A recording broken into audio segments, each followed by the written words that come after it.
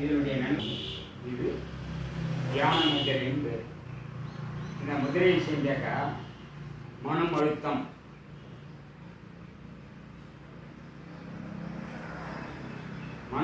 மன அழுத்தம் தான் இன்றைய சூழ்நிலையில் அதிகமாகி காணப்படுகிறது.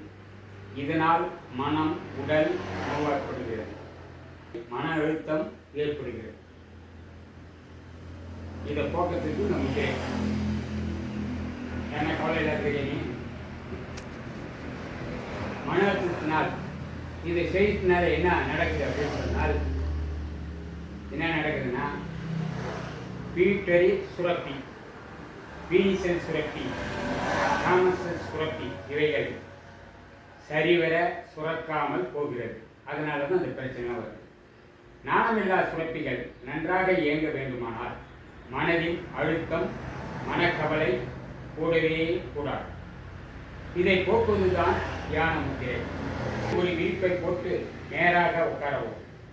வயதானவர்கள் நாற்காலியில் உட்கார்ந்து கொள்ளும் முத்திரை போடலாம். மூச்சை மெதுவாக உள்ளுக்கு இழுத்து மெதுவாக வெளிவிடவும். 10 தடவை இவ்வாறு செய்ய வேண்டும்.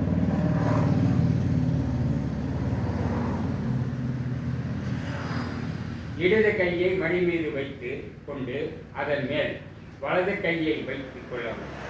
2 கைகளில் கட்ட விரல்கள் நுனிகளை ஒன்றோடு ஒன்று தொட்டு கொண்டிருக்க வேண்டும்.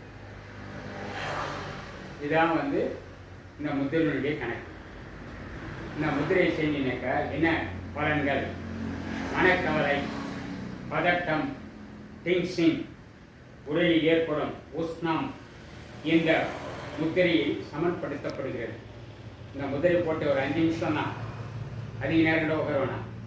5 நிமிஷம் உட்காந்து என்ன மனக்கவலை, பதட்டம், டென்ஷன், உடலில் ஏற்படும் உஷ்ணம் இந்த முத்திரையால் சமன்படுத்தப்படும்.